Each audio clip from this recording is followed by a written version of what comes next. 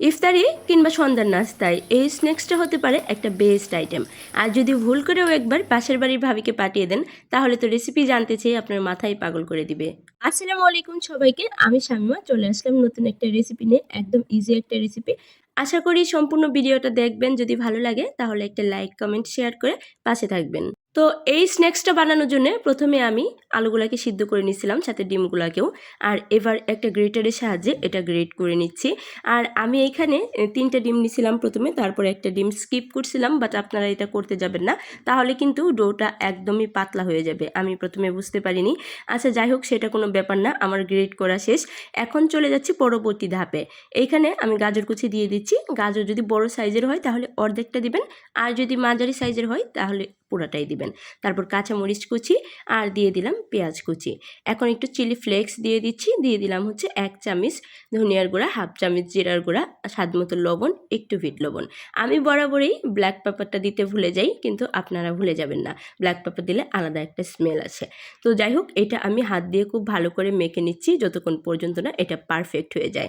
তো এটা একটু নরম হয়ে গেছিলো, ওই যে আমি ডিম একটা কম দিছিলাম, তার জন্য ব্যালেন্স করতে পারি নাই, তার জন্য একটু চালের গুঁড়া দিয়ে ডোটা পারফেক্ট করে নিলাম। এবার হাতে একটু তেল ব্রাশ করে নিলাম, আর এটাকে এরকম মানে চপের মতো একটা শেপ দিয়ে নিলাম, দিয়ে মাঝখানে হচ্ছে এটা আঙুল দিয়ে ফুটা করে নিব। চাইলে কিন্তু এই কাজটা কলমের সাহায্যেও করতে পারেন, বাট আঙুল দিয়ে যেহেতু ইজিলি করা যায়, তাই আমি এরকম ডোনাটের শেপটা দিয়ে দিলাম। এটা বানানো একদমই সিম্পল, আমি আরও বেশ কয়েকটা দেখিয়ে দিচ্ছি। জাস্ট হাতের তালায় একটু তেল ব্রাশ করে নিয়ে এইভাবে চেপে চেপে বানিয়ে নিয়ে হাত দিয়ে একটু মাঝখানটায় এরকম শেপ করে নিলেই হবে, একদম ডোনাটের মতো হয়ে যাবে। তো আমি এখানে সবগুলাই বানিয়ে নিব, আর এটা বানিয়ে নেওয়ার পরে 3 ঘন্টার জন্য ফ্রিজে রেখে দিতে হবে। এবার আমি এটাকে ফ্রিজ থেকে বের করে একটা ডিমে একটু হচ্ছে চুবিয়ে কিংবা ডুবিয়ে নিচ্ছি। তারপর ওই যে ব্রেড ক্রাম্বসটা বানিয়ে রাখছিলাম, আগে ভিডিও আপলোড করছিলাম, সেই ব্রেড ক্রাম্বসের মধ্যে এটা আমি এখন কোট করে নিচ্ছি। আর এটা ব্রেড ক্রাম্বসে কোট করে নেওয়ার জন্যে এত পরিমাণ ক্রিস্পি হবে, উপরটা হবে ক্রিস্পি আর ভিতরটা হবে নরম। খেতে কিন্তু বেশ দারুণ লাগে, আর সাথে যদি মেয়োনিজ থাকে তাহলে তো কথাই নেই।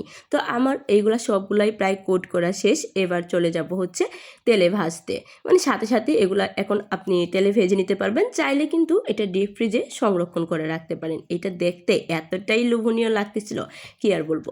এবার প্যানের মধ্যে আমি তেল দিয়ে দিলাম, তেলটা গরম হলে এই যে এগুলা ডোনাটগুলো দিয়ে দিলাম। এগুলাকে আমি ডোনাট বলবো নাকি আলুর চপ বলবো আমি কোনোটাই বুঝতে পারতেছি না, বাট এইটা দেখতে এত পরিমাণ লোভনীয় হয়েছিল। আর আমার বাসায় সেদিন গেস্টও আসছিল, তো তারা খাওয়ার পর বুঝতেই পারতেছিল না যে আমি এটা কিভাবে বানাইছি। এটা যে ডিম আলুর একটা চপ হতে পারে তারা কোনোভাবেই বিশ্বাস করতে চায়নি। তো এই তো আমার ভাজা শেষ, আর এটার কালারটা দেখেন মাশাআল্লাহ অনেক বেশি সুন্দর হয়েছে। ভালো লাগলে বাসায় ট্রাই করে দেখতে পারেন।